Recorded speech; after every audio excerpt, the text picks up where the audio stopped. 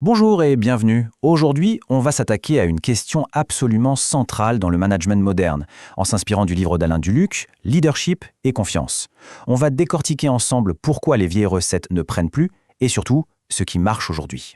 Pour commencer, une question toute simple en apparence.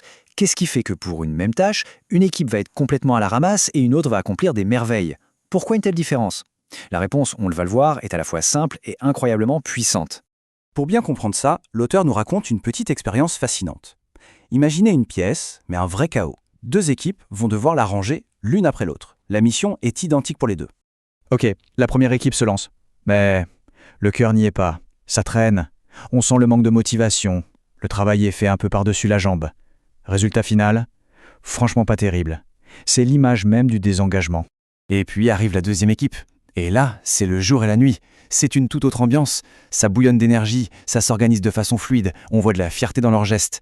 Et en un clin d'œil, la pièce est nickel. Une performance vraiment bluffante. Alors, comment expliquer un tel fossé? Les gens dans les équipes étaient les mêmes, la tâche était exactement la même, l'unique variable qui a changé, c'est un petit message, quelques mots que leur leader leur a glissés à l'oreille juste avant de commencer. Et c'est ça le grand mystère. Qu'est-ce que ce leader a bien pu leur chuchoter? On va garder la réponse au chaud pour l'instant parce que ce fameux message, il révèle l'essence même de ce qu'est un leader aujourd'hui. Mais avant de vous révéler le secret, il faut faire un petit détour. On doit d'abord comprendre pourquoi le management à l'ancienne, le style « je commande et je contrôle » est complètement dépassé. Soyons clairs, le monde du travail a été bouleversé. Il est devenu beaucoup plus complexe, plus incertain, tout va plus vite. Les vieilles structures rigides, où un chef donne des ordres et les autres exécutent sans discuter, ça ne peut tout simplement plus fonctionner dans ce tourbillon permanent. Et cette citation, elle résume parfaitement le changement nécessaire. L'idée, ce n'est plus de gérer des ressources comme on gérerait un stock, mais bien de diriger des êtres humains. C'est un changement total de posture. Et ce changement, il est très concret. Regardez, avant, le rôle était de gérer et contrôler. Aujourd'hui, il faut stimuler et coordonner. Plutôt que de simplement transmettre des directives, il s'agit de faciliter les décisions au sein de l'équipe. On ne s'attend plus à ce que le manager ait toutes les idées, mais plutôt à ce qu'il fasse émerger les idées du groupe. Bref, on passe du contrôle à l'animation. Et donc, le problème, il est là. Quand on essaye de plaquer ces vieilles méthodes sur la réalité d'aujourd'hui, ça crée une fracture. Une véritable crise de confiance s'installe. Et ça, c'est le frein à main le plus puissant qui soit pour la performance. Bon d'accord, l'ancien modèle est mort. Mais on fait quoi alors? Eh bien, Alain Duluc propose un cadre, une sorte de boussole pour s'orienter. Elle s'articule autour de 5 grands leviers qui fonctionnent ensemble. Voici ce modèle. Ce qu'il faut comprendre, c'est que l'entreprise est un système, comme un organisme vivant où tout est connecté.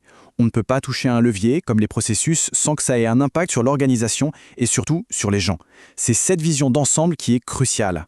Alors, quels sont ces leviers? On a les classiques, les produits et services, bien sûr, les processus, l'organisation de l'entreprise et les systèmes d'information. Mais regardez bien le cinquième, celui qui est au sommet, l'humain. C'est lui le véritable chef d'orchestre. Sans l'engagement des personnes, les 4 autres leviers ne sont que des coquilles vides. On arrive maintenant au cœur du réacteur. Si le levier principal, c'est l'humain, comment fait-on pour l'activer? Comment on tourne la clé de contact?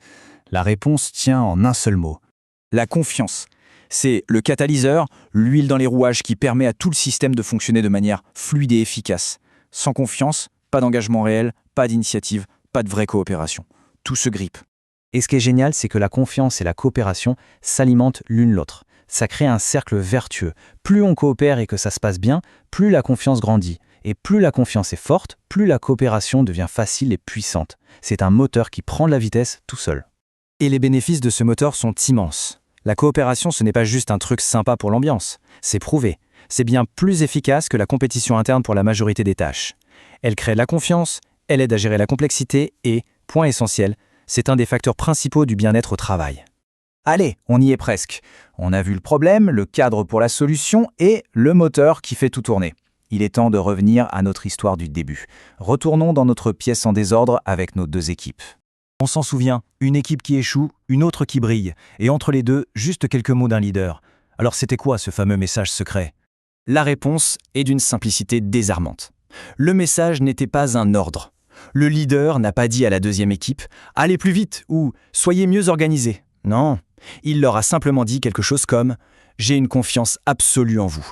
Je sais que vous êtes les bonnes personnes pour ce travail et que vous allez faire quelque chose de formidable. » Et voilà, on touche ici à la différence fondamentale. Le manager d'hier, il contrôle les gens. Il donne des instructions, il gère des tâches. Le leader d'aujourd'hui, son rôle est tout autre. Il crée un climat de confiance, il aide les gens à développer leurs compétences, il agit comme un coach, un facilitateur. C'est ça le message central à retenir. La haute performance, ce n'est pas le résultat du contrôle. C'est le fruit d'un environnement où la confiance est la règle, pas l'exception. Le vrai travail d'un leader, ce n'est pas de surveiller, c'est d'être le jardinier de cette confiance. Et pour finir, c'est une question que chacun peut se poser, qu'on soit manager ou non d'ailleurs, au quotidien, par nos mots, par nos actions. Quel message est-ce qu'on envoie autour de nous? Un message de contrôle ou un message de confiance? Et comme on vient de le voir, la réponse peut absolument tout changer.